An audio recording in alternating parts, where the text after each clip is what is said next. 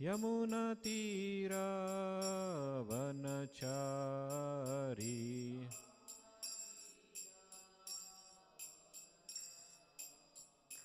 जय राधा माधव कुंज बिहारी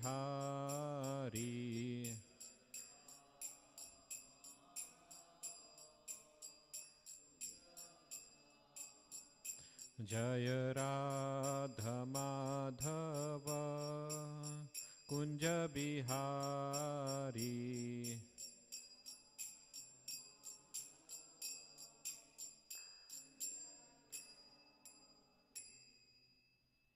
श्री हरिनाम संकीर्तन की जय। अनंत कोटि वैष्णव वृंद की जय। श्रील प्रभुपाद की जय।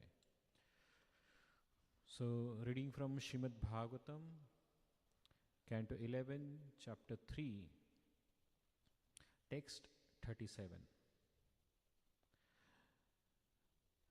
Sattvam rajastam iti trivrit ekamado Sattvam rajastama iti trivrit ekamado Sutram mahan aham iti pravadanti jivam Sutram mahan aham iti pravadanti jivam Jnana kriyartha phala rupatayoru shakti Jnana kriyartha phala rupatayoru shakti Brahmaiva bhati sat asatchatayo param yat Brahmaiva bhati sat asatchatayo param yat Sattvam rajastam iti trivrit ekamado Sutram mahanaham iti pravadanti jivam Jnana kriyartha phala rupatayoru shakti Brahmaiva bhati sad asatchatayo param yat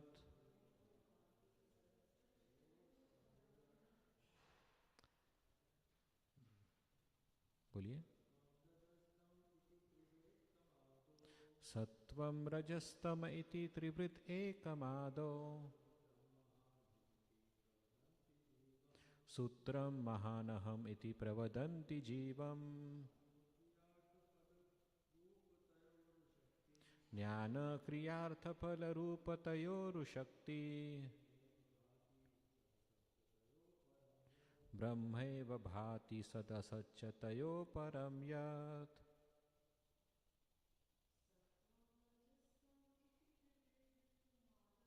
सत्वं रजस्तम इति त्रिवृत एकमादो सूत्रं महानहमिति प्रवदन्ति जीवम् ज्ञानक्रियार्थफलरूपतयोरुशक्ति ब्रह्मैव भाति सदसच्चतयो परं यत्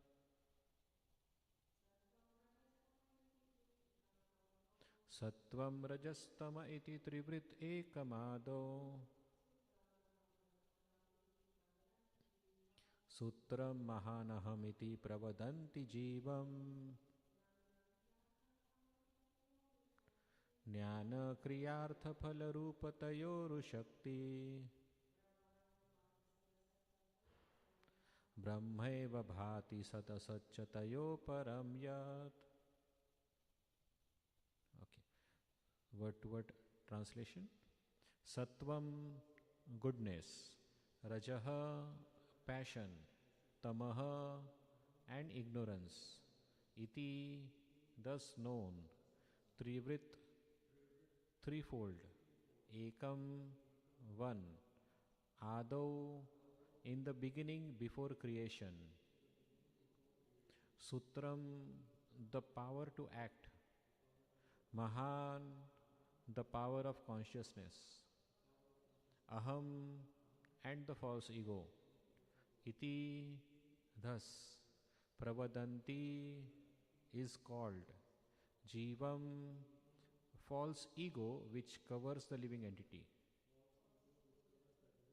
Jnana, the demigods as the embodiment of knowledge. Kriya, the senses. Artha, sense objects.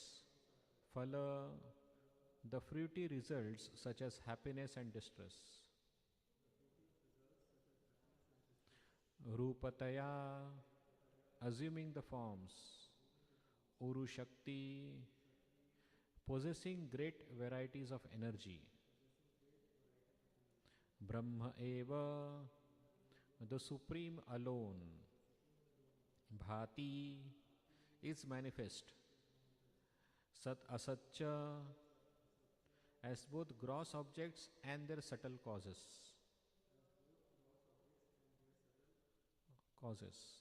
Tayoho, both. Param, beyond. Yat, which is. Translation and purport by the disciples of His Divine Grace A.C. Bhaktivedanta Swami Srila Prabhupada. Srila Prabhupada ki jai. Translation. Originally one, the absolute Brahman, comes to be known as threefold, manifesting itself as the three modes of material nature: goodness, passion, and ignorance. Brahman further expands its potency, and thus the power to act and the power of consciousness becomes manifest, along with the false ego, which covers the identity of the conditioned living being.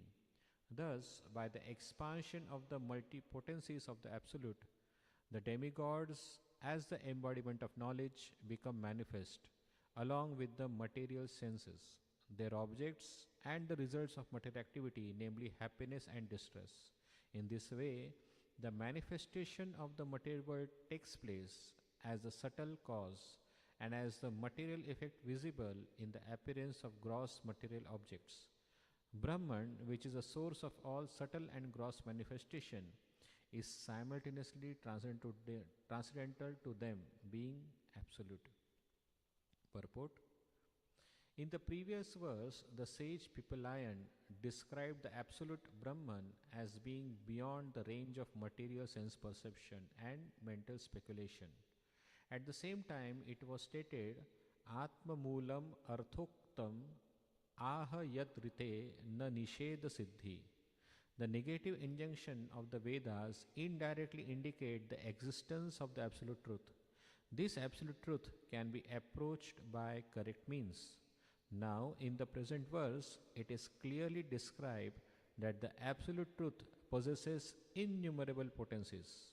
Uru Shakti Brahmaiva Bhati. Thus, by the expansion of the absolute truth, the gross and subtle features of the material world become manifest. As stated by Srila Siddhar Swami, Karyam Karanat Bhinnam Na Bhavati. The result is not different from its cause. Therefore, since the Absolute is eternal existence, this material world, being the potency of the Absolute, must also be accepted as real. Although the various manifestations of the material world are temporary and thus illusory, the material world should be understood to consist of the bewildering interaction of real elements. The material world is not false in the imaginary sense of the Buddhists and Mayavadis, who state that, in fact, the material world does not exist outside the mind of the observer. The material world, as the potency of the Absolute, has real existence, but the living entity becomes bewildered by the temporary manifestations, foolishly taking them to be permanent. Thus, the material world functions as an illusory potency, causing the living entity to forget the spiritual world wherein life is eternal, full of bliss and knowledge. Because the material world thus bewilders the conditioned soul, it is called illusory. When a magician performs his tricks on stage, that which the audience apparently see is an illusion, but the magician actually exists and the hat and rabbit exist, although the appearance of rabbit coming out of a hat is an illusion. Similarly, when the living entity identifies himself as part and parcel of the material world, thinking, I am American, I am Indian, I am Russian, I am black, I am white, he is bewildered by the magic of the Lord's illusory potency. The conditioned soul must come to understand, I am a pure spirit soul, part and parcel of Krishna. Now let me stop my useless activities and serve Krishna, since I am part of him. Then he is free from the illusion of Maya. If one artificially tries to escape the clutches of illusory energy by declaring that there is no illusory potency and that this world is false, he merely falls into another illusion created by Maya to keep him in ignorance. Krishna states in Bhagavad Gita, Daivihi esha gunamayi mama maya duratyaya mam eva ye prapadyante mayam etam tarantite. Unless one surrenders at the lotus feet of Mayesha, the Lord of the illusory potency, there is no possibility of escaping from illusion.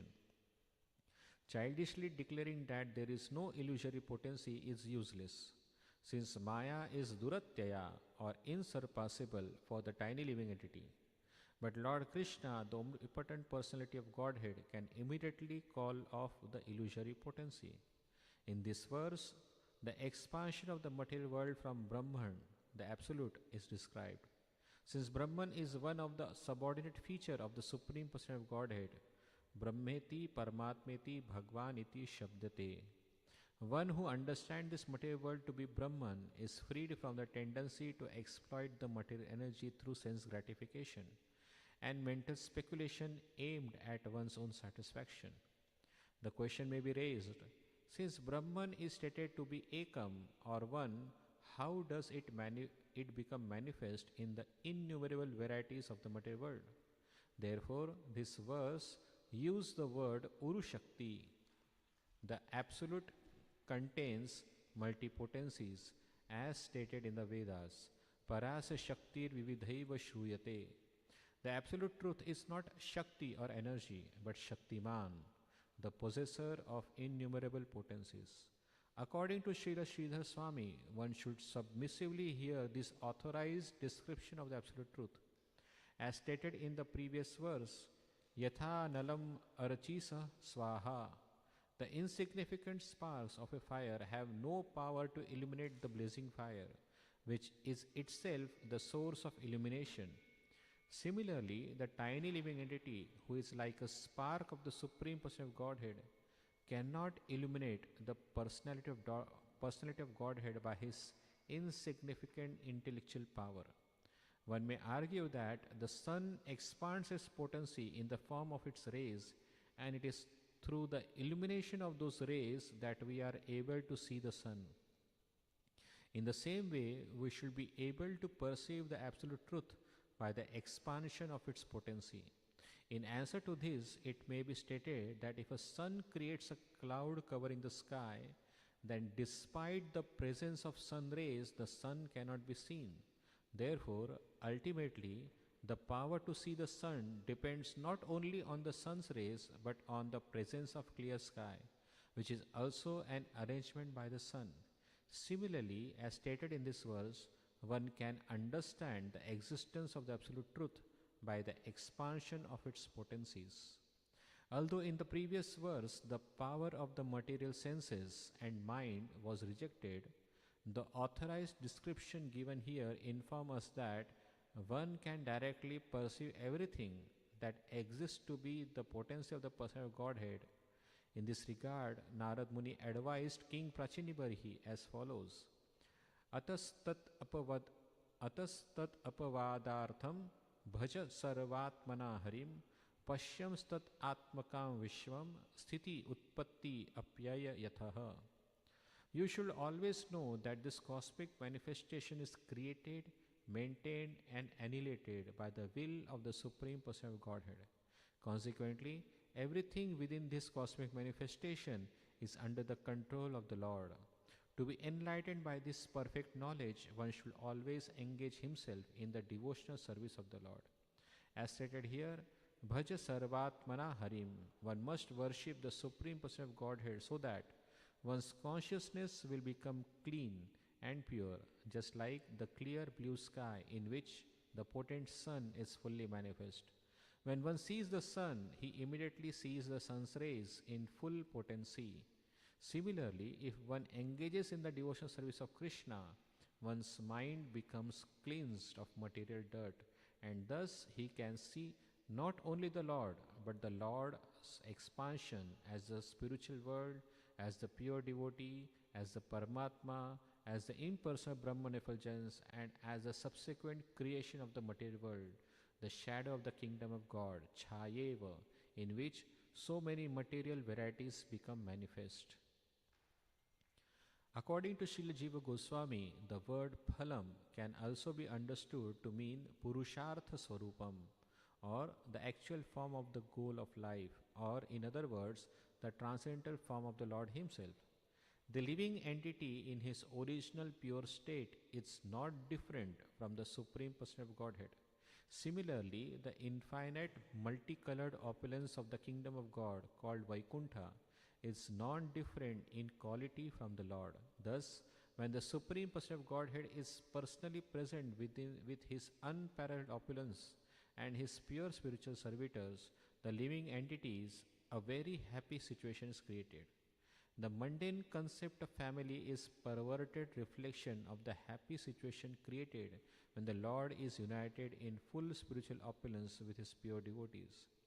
Every living entity has the option to join the Lord in his opulent eternal kingdom. Thus, one should understand from this verse that everything within the gross and subtle cosmic manifestation is the potency of the Lord and is therefore meant to be used in the Lord's service. Isha Vasyam Idam Sarvam.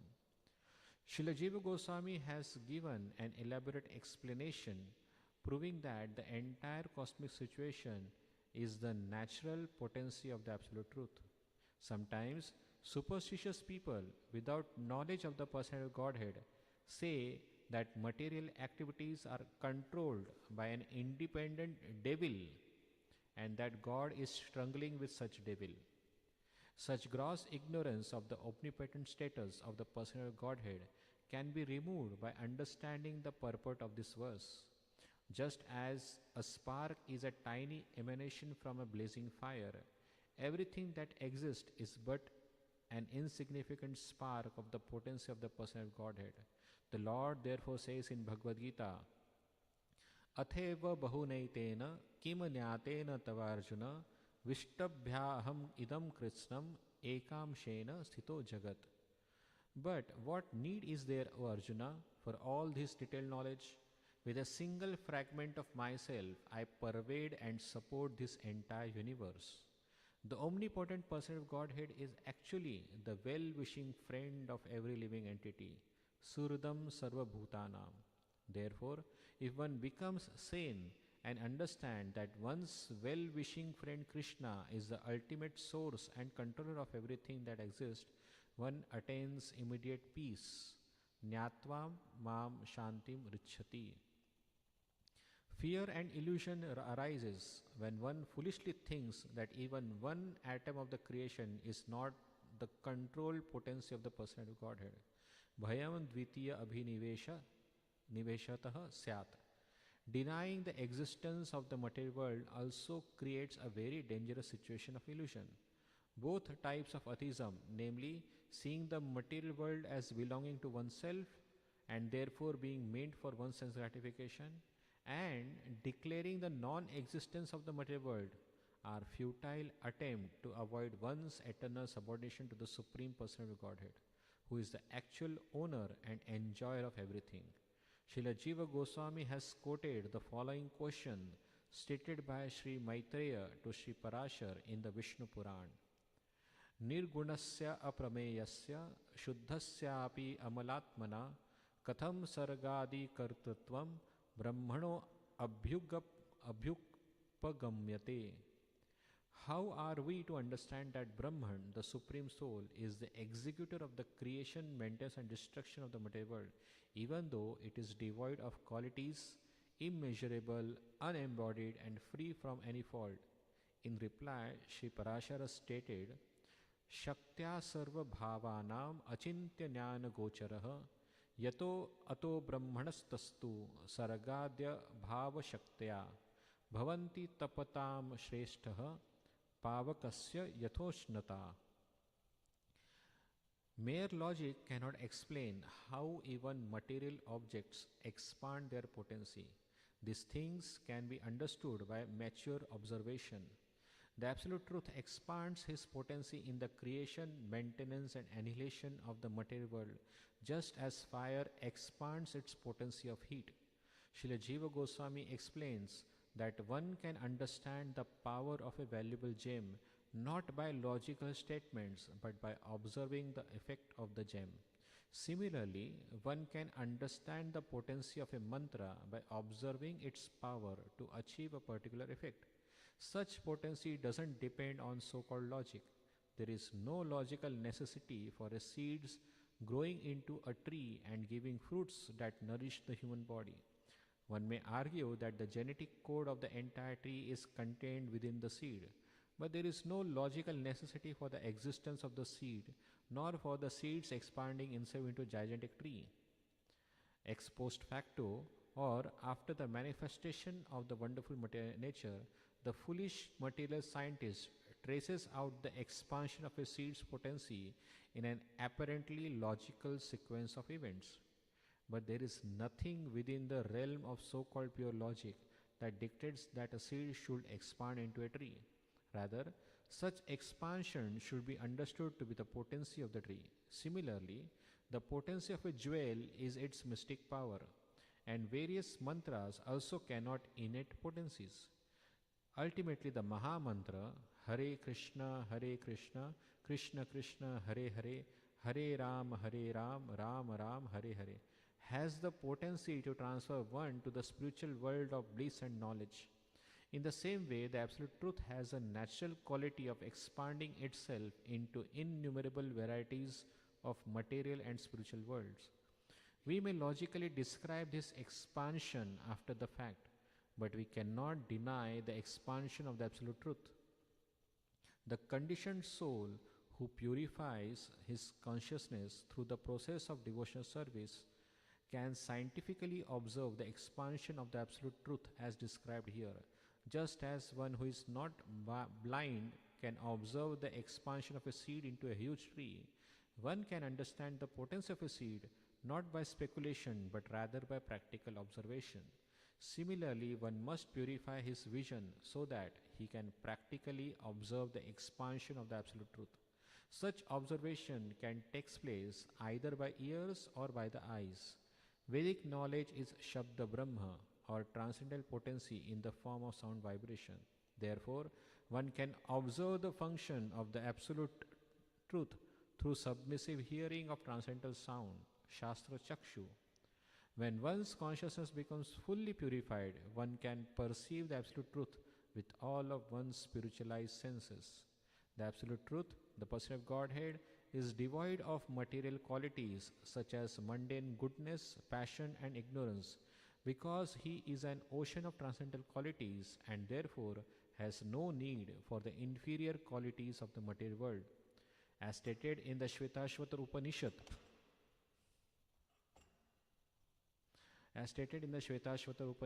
Mayam tu prakritim vidyan, Mayinam tu maheshwaram.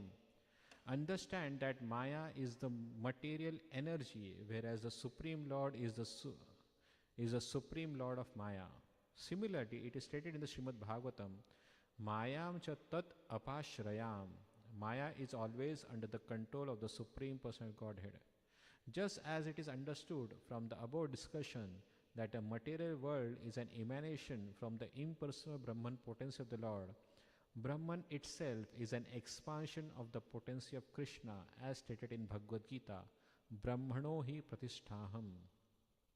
In Brahma Samhita, Yasya prabha prabhavato jagadanda koti shvashesha vasudhadi vibhuti bhinnam tad brahma nishkalam anantam ashesha bhutam govindamadi purusham tamaham bhajami.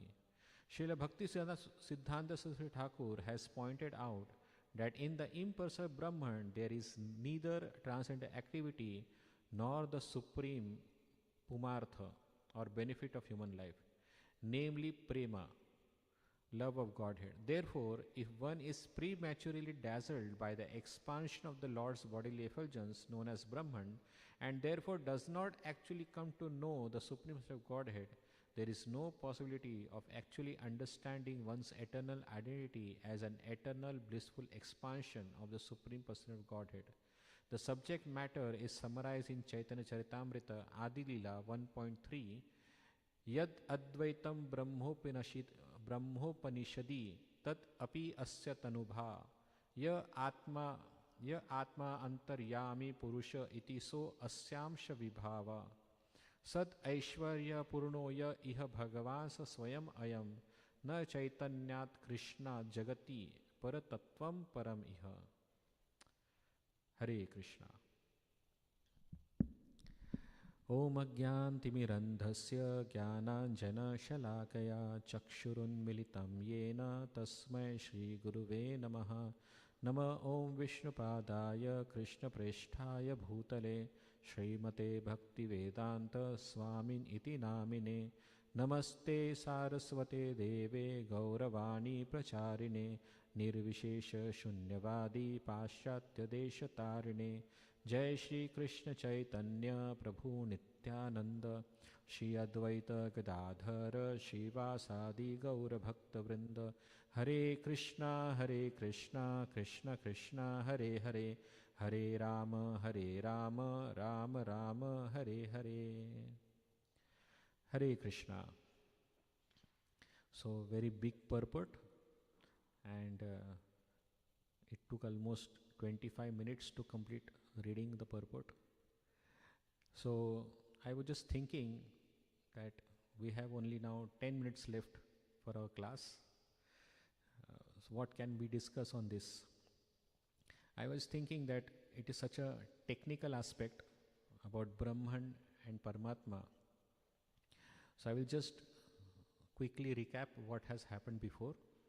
It is Nimi Maharaj who is asking questions to Navayogendras, and among the Navayogendras, one is Pipalayan Rishi.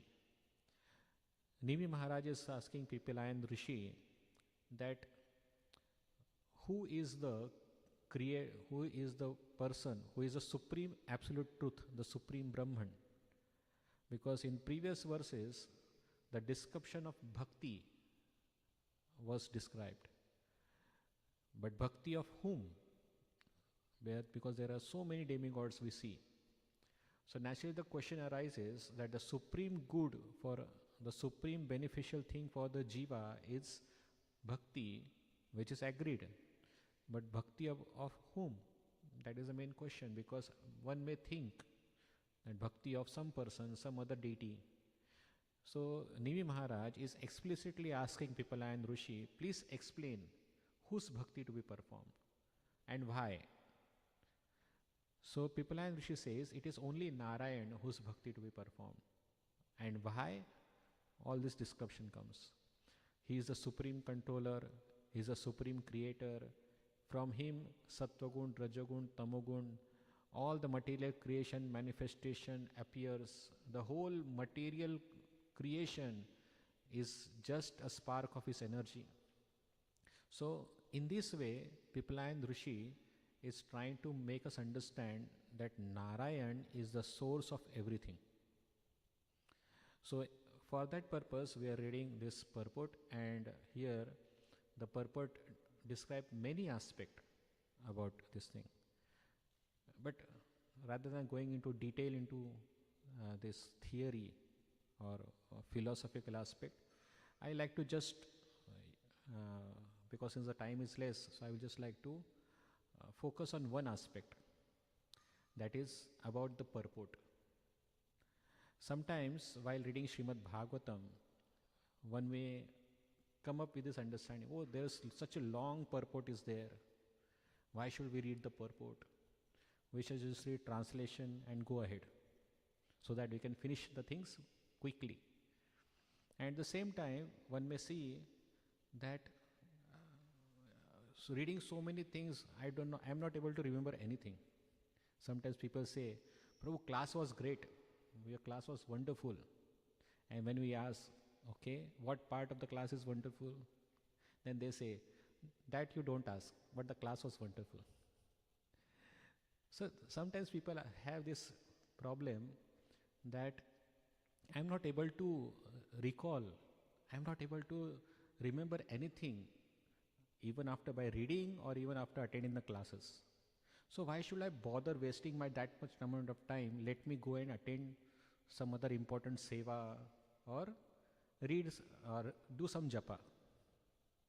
So that kind of mentality may creep in our understanding. But we have to understand the Bhagavatam class or also reading Prabhupada books is so important. Even though we may not able to remember anything, still we are supposed to read. And for that purpose, I will narrate one small story to understand the significance of reading. I also read the whole purport. Factually speaking, seeing the timing, I could have skipped the whole purport. I would have taken only some part. But I thought, what is the point of me explaining the things? It is the purport itself is explanatory. Let us read and hear that, which is more important. So there is a story of a boy who stays in an ashram of a guru. And that boy, or a brahmachari you may say, was not very intelligent enough. So seeing his classmates, all are very smart, intelligent, able to remember everything, whatever guru teaches, he used to think, I cannot remember anything.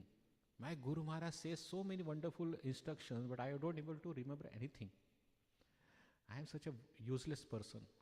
So in a morose mood, he approaches Guru Maharaj and says, Guru Maharaj, I am sorry, but I am not your worthy disciple. I cannot remember anything you teach us. I forget everything, whatever you teach us. So I think it will be better for me that I should not continue my studies. So Guru smiled and said, oh, you don't remember anything? Don't worry. Just read Bhagavad Gita, that's all. But he said, but Guru Maharaj, that is the problem. I am not able to remember anything. Even if I read Bhagavad Gita, all those things, shlokas, everything, I am not able to recall or remember anything. Then what is the use of reading Bhagavad Gita? What is the use of attending classes? He used to say. The Guru smiled again and said, okay, if you are not able to remember, then do the seva nicely. The disciple said, yes, I can do seva nicely. So Guru said, I will give one seva, do it very nicely. Disciple became very happy and said, I will do this seva as my life and soul. So Guru Maharaj said, do you see that small cabin outside the ashram? There we have coal inside in that cabin. And there in that cabin, in the coal room, coal means the charcoal for burning, there is a basket is there. Take that basket, go to the nearby river and fill the basket with water and put it into the jar or the pot. Disciple became happy. He went to the nearby cabin near the ashram end and he saw the whole cabin is filled with charcoal or the coal, and the bucket is made up of bamboo bucket. You know the bamboos that are woven so that we can carry the charcoal in that. So he was thinking, why my Guru Maharaj has asked me to carry water in that kind of bucket, because it is woven and it has pores, the water may flow down. We thought maybe Guru Maharaj must be having some mystical realization to give. So he took that bamboo basket, went to the nearby river and filled the whole basket with water and was very quick. He was thinking, I will not, let me run so fast that there will be some water remaining. So he used to run like anything. But as soon as he reached to the ashram area, he see that whole water drained out. But he said, no, my Guru Maharaj order is there, I will do. So he ran regularly. From morning to evening, he very tirelessly worked so hard to make the pot filled with water. But even by the evening, he was not able to do that. And he realized, I am such a foolish person. I am such a useless disciple. I am good for nothing. And he very disheartedly approached his Guru and said, Guru Maharaj, I cannot follow even your one instruction. I am useless person. Allow me to leave the ashram. And Guru Maharaj said, what? What has happened? You asked me to carry water, but I am not able to carry because all the water is draining away. Guru said, initially when you took the basket, it was black in color. Now just see, the basket has cleaned nicely. Disciple understood what it means. Guru said, our intelligence and memory is like that basket. It is filled with so many rubbish things. And we are being asked to fill that basket with water. But that water doesn't remain because it dries away or drains away. But even doing those things again and again, eventually that basket gets cleaned up. Similarly, our consciousness is like a charcoal now. When we read Bhagavad Gita again and again, the purports again and again, even though we don't remember anything, even though everything we forget, continue reading it. Reading it continuously again and again, whether we remember or not, it has the effect of purification. Yesterday, myself and Prabhuji was discussing that Prabhupada books are such potent thing that whether a person realizes or not, it has its potency. It can transform the personality. It can transform the person somehow. It may appear as a miracle. Oh, how Prabhupada books are creating miracles. But that is the potency of the book. Some or other, just read. Whether we remember anything or whether we don't understand anything, just read. Similarly, Srimad Bhagavatam, when we read such kind of description, Brahman, Paramatma, supreme creation, multifarious potencies and shaktis, we may find it doesn't mean for me. I am not getting anything. So why I should read and get bothered by reading all this thing? No, still read. We may not realize it, but the potency of Bhagavatam and the purport by Prabhupada has such a purifying effect that the consciousness gets purified eventually. So continue reading it. Even yesterday we were discussing about, Kanai Thakur Prabhu was saying that holy name is like just like a fire, whether we know or not, the fire has its effect. Similarly, the holy name or the Bhagavatam purports and the instruction, whether we understand it or not, it will make its effect. So it is better, rather than skipping the thing that I don't understand anything, it is so technical, we should think, let me read it anyway. And slowly, after some time, we will be able to understand the instructions given in the book. I will like to explain a small, my own experience on this. As you also might have gone through the same experience. Initially, when we took Bhagavad Gita to read, we may have the experience that we don't understand anything. Initially, everybody must have gone through this phase. We don't understand anything. But after we continue to practice bhakti, Swayam eva hi spuratyada.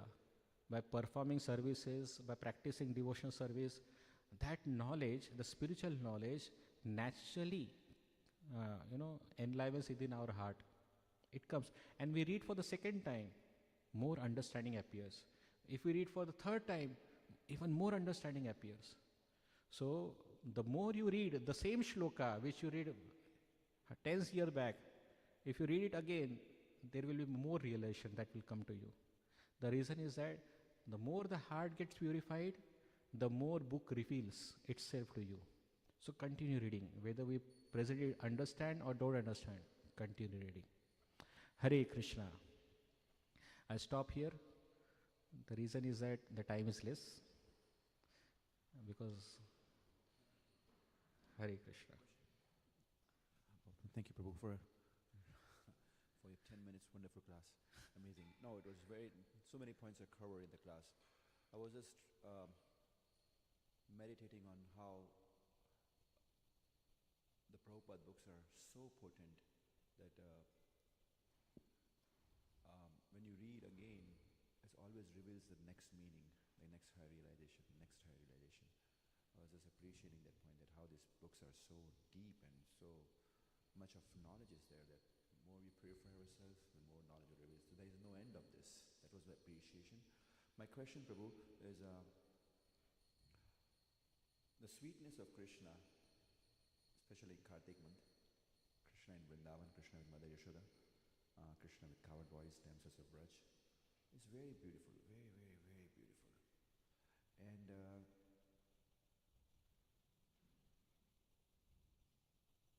is this possible to understand the sweetness of Krishna without going to a technical aspects of Srimad Bhagavatam? Technical aspects means creation, like third canto, eighth canto, how the Mahatattva, Pradhan and everything.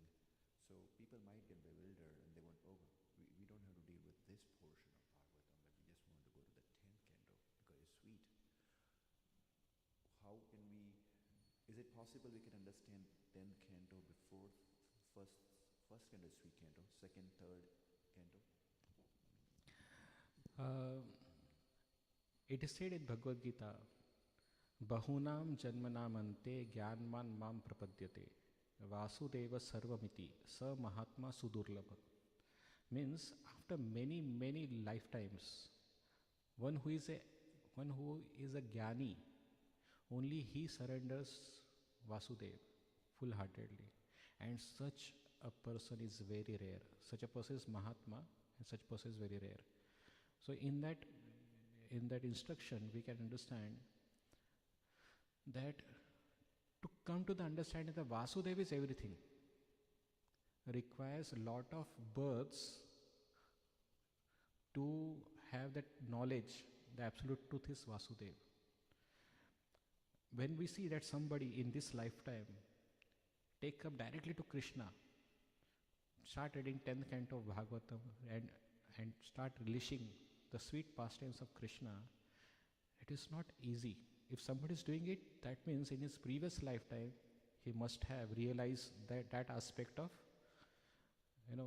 creation, Brahman, second canto, third canto, all those things he must have completed. And that's why in this lifetime, he is relishing those pastimes with a full understanding that Krishna is not an ordinary person, he is a supreme Lord. This happens only after perfect knowledge. But that knowledge can be from many, many previous births. Now let's say that we don't know whether our previous life, what was like that. We may consider, I have just started now. Let's understand that I have just started bhakti in this lifetime. So of course, when we read beautiful pastimes of Krishna, we may try to bring Krishna on our platform. Oh, I am a boy, he is also a boy. Just like I enjoy with my girlfriends, Krishna is also enjoying with their girlfriends. So this is because one may bring Krishna on his own level.